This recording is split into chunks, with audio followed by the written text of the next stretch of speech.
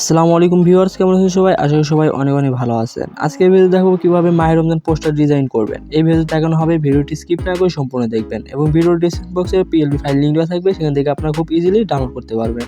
তো ভিডিওর description box থেকে পিএলবি ফাইল লিংক ডাউনলোড করার পর আপনাকে পিক্সেলল্যাব অ্যাপ্লিকেশনটি ওপেন করতে হবে। পিক্সেলল্যাব অ্যাপ্লিকেশনটি ওপেন করার পর উপরে থ্রি ডট আইকনে ক্লিক করতে হবে।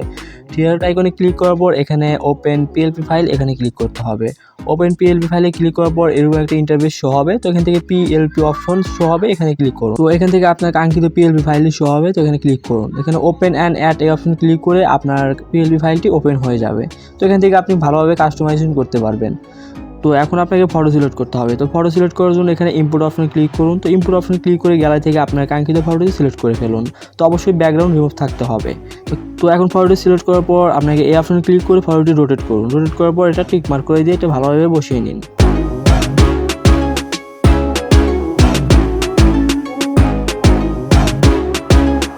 তো ব্যাকগ্রাউন্ড রিমুভ করার জন্য আপনার ফোনের যে কোনো একটা ব্রাউজার চলে যাবেন। তো ব্রাউজার চলে যাওয়ার পর সার্চ বক্সে টাইপ করবেন অ্যাডোবি ব্যাকগ্রাউন্ড রিমুভার। তো এটা সার্চ করার পর ফার্স্টে ওয়েবসাইটে চলে আসবে। তো ওয়েবসাইটে ক্লিক করবেন। তো ওয়েবসাইটে ক্লিক করার পর এখান থেকে খুব ইজিলি আপনি ব্যাকগ্রাউন্ড রিমুভ করতে পারবেন। তো এখানে আপলোড ইওর ফটো এখানে ক্লিক করুন।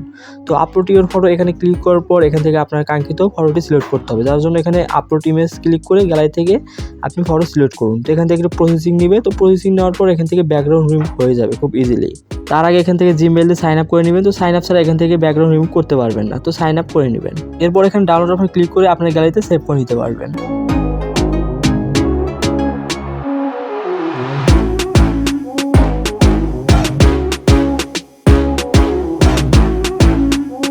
তো এখন পিক্সেলল্যাব অ্যাপ্লিকেশনটি ওপেন করার পর আপনাকে এই অপশনে ক্লিক করে আপনার কাঙ্ক্ষিত ফটোটি নিচের দিকে নিয়ে আসতে হবে।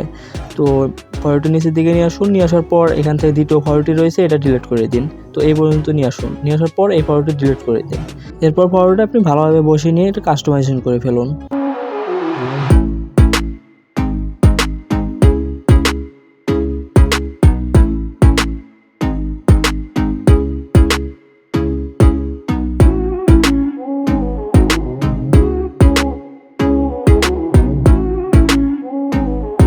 তো এখন সেম প্রসেসে এই অপশনে ক্লিক করুন। তো এখান থেকে রানা আহমেদ শামস এটা আনলক করে দিন। তো আনলক করে দেওয়ার পর এটা ব্যাক চলে আসুন। তো ব্যাক চলে আসার পর এখান থেকে এডিট অপশনে ক্লিক করুন।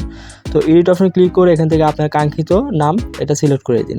তো নাম এখানে লিখে পরে এখানে ওকে অপশনে ক্লিক করে দিন।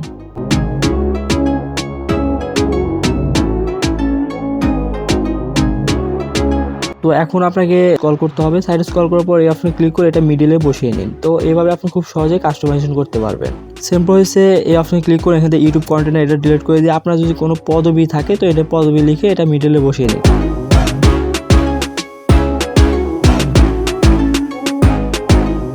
তো এখন পোস্টার ডিজাইন সেভ করার জন্য উপরে সেভ আইকনে ক্লিক করুন। সেভ আজ ইমেজ এখানে ক্লিক করুন। এখানে ডিফল্ট রয়েছে, এখানে আলট্রা করে দিয়ে সেভ টু গ্যালারিতে ক্লিক করুন। তো আপনার গ্যালারিতে সেভ হয়ে যাবে। আই হোপ গাইস, তো এই ছিল আজকের ভিডিওটি কেমন লাগলো অবশ্যই কমেন্ট করে জানিয়ে দিবেন। সবাই ভালো থাকবেন। আসসালামু আলাইকুম।